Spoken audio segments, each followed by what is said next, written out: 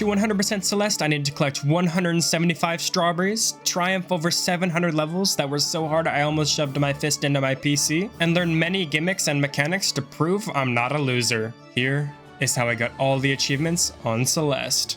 Also, as a side note, I will not be using assist mode because it's for pussies. Our journey to climb to the peak of Celeste Mountain begins in Forsaken City. Well, actually it begins in the prologue, but that's boring, so whatever. Here, the gimmick is these traffic light blocks that when I interact with them, they move along this conveyor. If I jump near the end of the block's path, I'll gain lots of momentum, allowing me to get to some cool places. In the Forsaken City, I get loads of strawberries and a crystal heart for completing this puzzle, which I'll explain in more detail later. Behind this traffic block is a cassette tape. What that does is unlocks a B-side, which is a harder version of, in this case, Forsaken City. There are also C-sides which are even harder, but I won't do those until the time comes later in this video. I unlocked 3 achievements during this chapter, but they didn't show up on my screen for some reason, but I did get them, so here they are. And that marks the end of chapter 1. Now we're on chapter 2, Old Site. Old Site starts off very chill and super nice, but then you look in a mirror and you're so ugly that it cracks. There are a couple gimmicks here, with the first one being these star blocks. These blocks allow you to dash through them indefinitely until you exit it. They're a pretty fun gimmick and probably one of my favorite ones in the whole game. I get the cassette tape here and then get the strawberry, which to get it you have to collect all of these strawberry seed looking things without touching the ground, but it's kind of a fun puzzle. Here I catch up with this part of me that gained a body because of some power on this mountain. She's the other thing from this chapter I want to talk to you about because she follows you around with a delay, and if you let her catch up, she eliminates you. The community calls her Badeline because she's bad and I'm Madeline. She's a personification of our character's self-doubt and is actively trying to stop her from reaching the peak of the Celeste Mountain. Little does she know, I don't give up. Here I get 30 strawberries, which gives me the first strawberry achievement of the game so far. Here I find the crystal heart of chapter 2, but I can't get to it. In this book lies a riddle on how I can get to it, but for now it's too late to get it, so I'll have to get it later. This strawberry has wings. Basically what that means is that if I dash in this room, it's gonna fly away, so I have to get it by just jumping and climbing. I call my mom on the phone and then complete this chapter, but I do have to go back to get the heart and the rest of the strawberries because I don't want to do that later.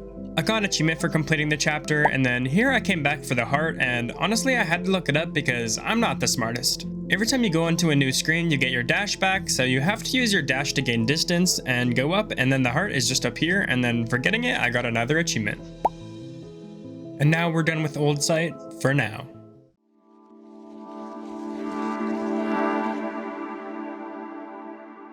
Now we reach the Celestial Resort. The main gimmick here is this sludge, which honestly is kind of annoying because Celeste is a game where you're usually going pretty fast, and with these you have to wait for the perfect moment to go, or you will face consequences for going too early. I enter the resort and ring the service bell, and this ghost dude named Mr. Oshiro appears, and then he wants me to follow him through the hotel so he can give me a nice room. I don't want to stay in this hotel because I'm just trying to climb this mountain, but he is a lonely guy, so he wants me to stay. What a mess. This hotel is covered in so much clutter, but since I'm pretty nice, I decide that I can actually help him clean up. I helped him clean up some books, and then I helped him clean up some boxes. After that, I found a Pico 8 version of Celeste, and beating that gave me an achievement. He then showed me to this room, but there was a mirror, so this part of me escaped and insulted Oshiro, and even broke his hotel. I escaped, but Mr. Oshiro chased me down. I'm sorry man, chill. He clearly doesn't care about my well-being after I called him a loser, so he tries to kill me. After, my aura overwhelmed him and he left, and I beat the chapter. For beating the chapter, I got this achievement, and I had to come back to Oshiro's hotel to get the crystal heart, and for getting it, I got another achievement. Yep, now we out. Golden Ridge is probably one of my favorite chapters. It looks nice, and the gimmicks are fun. Well, most of them. I talked to this old lady, and to be honest I should have mentioned her earlier because she's pretty important and has been in the game all the way since the prologue, but whatever. Bubbles? These bubbles are another gimmick, and how they work is you enter them and then they shoot you out. That's about it, and it also refreshes your dash, so I guess that's cool. Cloud blocks are another gimmick of this chapter. There are lots, bear with me.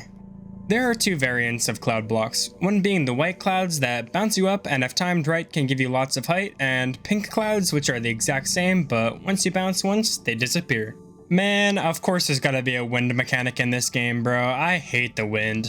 I then got another cassette tape and the crystal heart, which actually was pretty cool. It's very easy. All you have to do is crouch on this Super Mario Bros. 3 looking block and then it will put you in the background where you can climb up and get the heart. Currently I'm at 79 strawberries and there's an achievement for 80. It also appears as if there is a strawberry right there.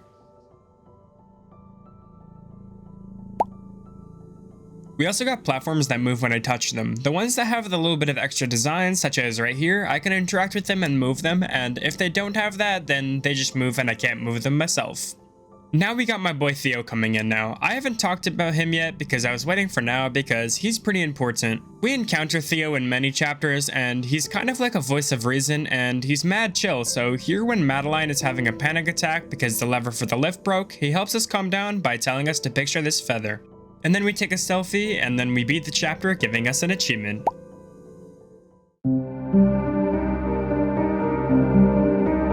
The Mirror Temple. I'm gonna be honest, I don't like this chapter. It's still better than chapter 3 though, but you can't see in some parts of this chapter, and the end is something else, and you'll see why later. When you first enter the temple, you are quickly introduced to the first gimmick of the level, the dash platform. Simply enough, you just dash and then it moves along its track, and it can give you serious momentum if done correctly. I find Theo's phone in front of this mirror. Surely that's not a problem. A red bubble? The red bubbles just launch you indefinitely in a direction you choose. Yo Theo, why are you in a mirror? I did get the cassette tape and then the... oh. And then I did get the heart. I then got sucked into a mirror and then my hot girlfriend was waiting inside and I got to play as her and I had to attack myself. Theo is now stuck inside a crystal? Make it make sense. Now I have to carry him to freedom. He tries raising me up, but like I said, I have a hot girlfriend, so I throw him into the abyss. I did get to throw Theo at an eyeball, which allowed us to escape, completing the chapter and giving me an achievement. I then cleaned up some more strawberries that I left behind. Yeah, who cares about strawberry cleanup anyway? Chapter 6 starts off with Theo and Madeline just having a chat. Theo gives some advice regarding Madeline, and I take it the wrong way, so she scolds me and I fall down this thin piece of mountain I was sitting on. Like really, why was I sitting on that? I then fell in a hole. And then I find a block named Kevin, and he just charges in any direction I dash into him at. The feather that Theo told me about is now an item and I can pick it up. It turns me into a ball that I can control, although hard sometimes. Luckily on this chapter, there are no strawberries, so I don't have to go snooping around for much other than the cassette and the heart. The collectibles in this chapter are pretty simple to find, so I get the cassette here and then the heart here, but there is more to the heart than just collecting it. To get the one chapter heart, there was a puzzle with colored birds and a computer screen. The computer screen shows the pattern and the birds move in the way that shows you where to dash. The chapter 6 heart requires you to do the exact same pattern, and then I just watched a tutorial to be honest. Granny also happened to be here for some reason, but we had a chat and she made fun of me and then I just left. I went to go apologize to Madeline because I was wrong about earlier. I really do need her. After I finally caught up to Madeline, she obviously doesn't trust me and makes me chase her even more, but this time she's shooting little orbs at me. I'm able to back her into a corner where we can have a real conversation and gain her trust. She eventually merges with me and gives me long pink hair and 2 dashes. We catch back up with our friends and then we finish the chapter.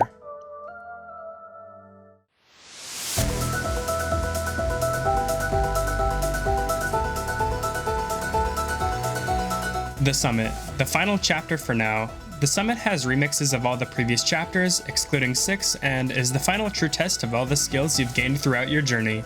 There isn't a lot that's new in the game in this chapter, so I'm gonna try to go over it fast because it did take me over 2 hours. We get up to 500 meters in the sky, which is just the remixed version of Forsaken City, so there isn't much here and it was pretty easy. I do find a gem here, although I don't know it yet. I'll need 6 of these, 1 from each part of the mountain to get the crystal heart that's at the end of the level. Okay, so I really should have talked about this earlier, but this is what's apparently called a shield platform. You go around collecting these coins, and once you got them all, it will move. With that being said, it's time to move on to the Chapter 2 remix.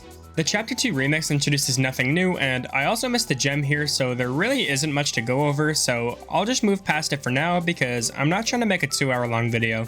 Now we're back in Oshiro's hotel. I'm lucky he doesn't know I'm here right now, or else he would probably try to kill me again. Just like the original Chapter 3, I don't like this place, and I don't even get the gem. At least I do get the cassette tape because it's here, but let's just get to the next remix. Chapter 4 remix also normally isn't that bad, just a slightly harder Chapter 4, but man, these strawberries were actually such a struggle. 1 hour in, and we just reached the remix Chapter 5. Remember, there is no Chapter 6 remix while climbing for the summit, so this is the last remix before we get to the final stretch. No gem? At least I have this fun final room to play. Like, actually, it feels mad good to play through this room. Hey you. I'd appreciate it lots if you'd smack that subscribe button. I'm not trying to be that guy, but it does truly go a long way for me, so I'd appreciate it very much. Anyways, stop yapping, let's get through this. When you're near the top of the mountain, it's very reassuring because it shows you how many checkpoints away you are from the top, and they're more plentiful too. I'm gonna be honest, some of these checkpoints were challenging at the time, but looking back on it now, they look so easy. As of recording this voiceover, I'm on the last chapter, and that is a challenge. Almost 2 hours in on this one chapter, and I think this is the longest I took on any chapter, including B-sides and C-sides. Well, not including chapter 9, but you probably could guess that. Only 3 flags remain, and then I can move on from this long chapter.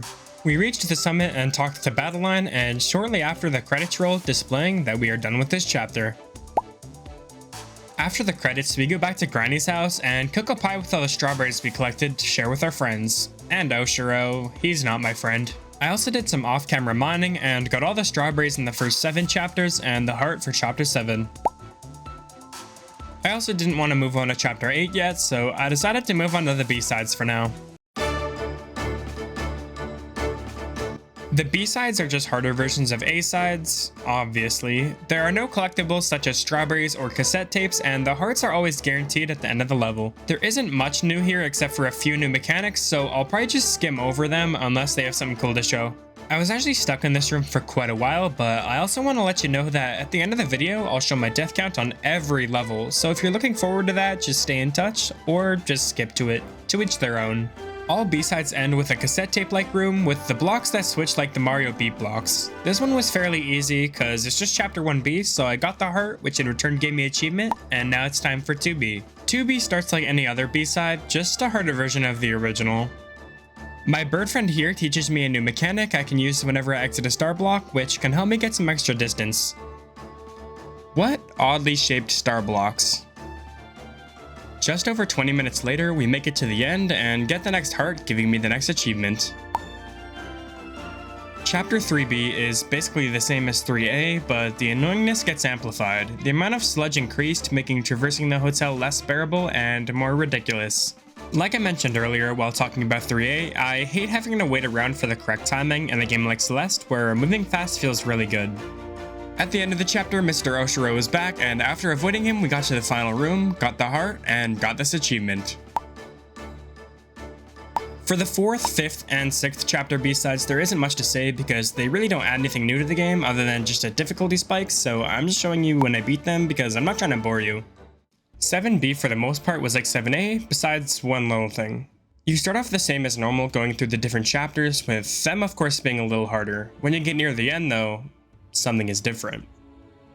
My bird friend is back, and it seems I have another mechanic to learn, the wall bounce. To do this trick, you dash up into a wall and jump off of it quickly, preserving some momentum.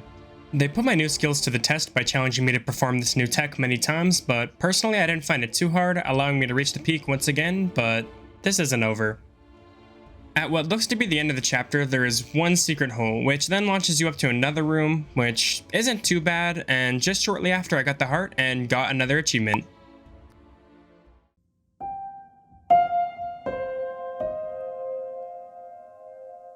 Okay, I may have mentioned how much I hate chapter 3, but honestly this chapter is worse. The gimmicks are worse than some moving sludge, and even how this chapter looks is not too amazing. The first gimmick is these fireballs that you see on the side of the screen. They just move and kill you if you touch them. Wow, I hate that. And then there are core blocks.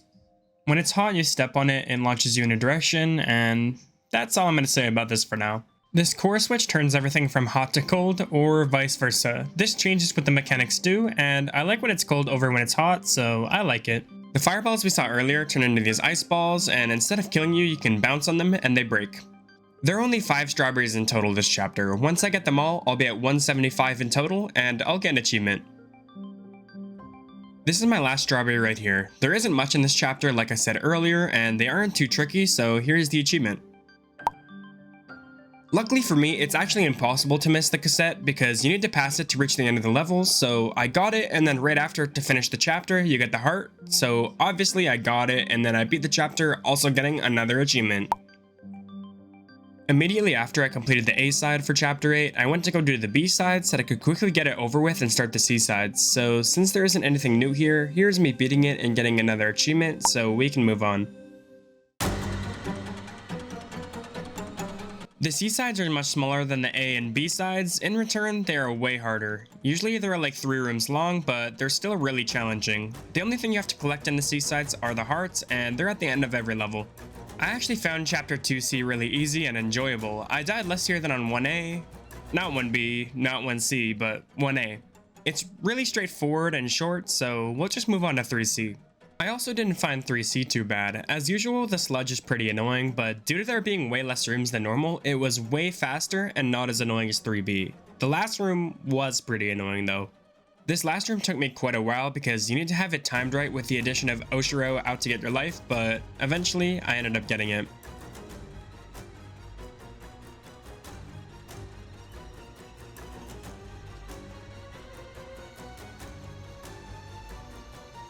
This part was especially annoying because you have to jump on his head, and until now I couldn't time it right, but eventually I got it. Chapter 4 was also pretty easy. All the C-sides I've done were all done in the span of a couple hours, with this one only taking approximately 16 minutes.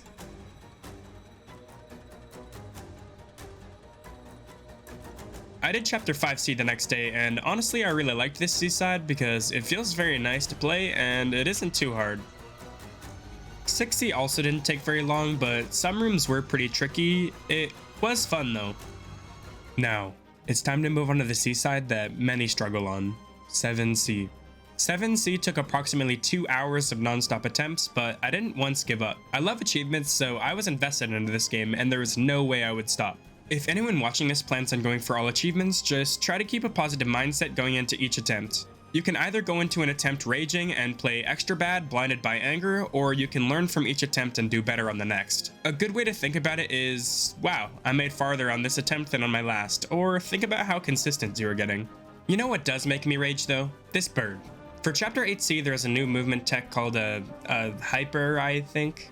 It's annoying, but I think it's the hardest part about 8C in my opinion, but the last room is also pretty hard. The last room on 8C is very long and uses so many techniques from the earlier chapters to put your skills to the test. A lot of the room isn't too bad, except for the end where you need to hyper. It killed me so many times. There is also an achievement for beating all the C sides, and since this is my last one, here's the achievement. I would also just like to say, if you guys have any recommendations for games to 100%, I would be more than happy to hear about them in the comments. I probably will play Silksong next, but for any after, I'm all ears. But now, it's gonna be time for the last chapter. Chapter 9, Farewell.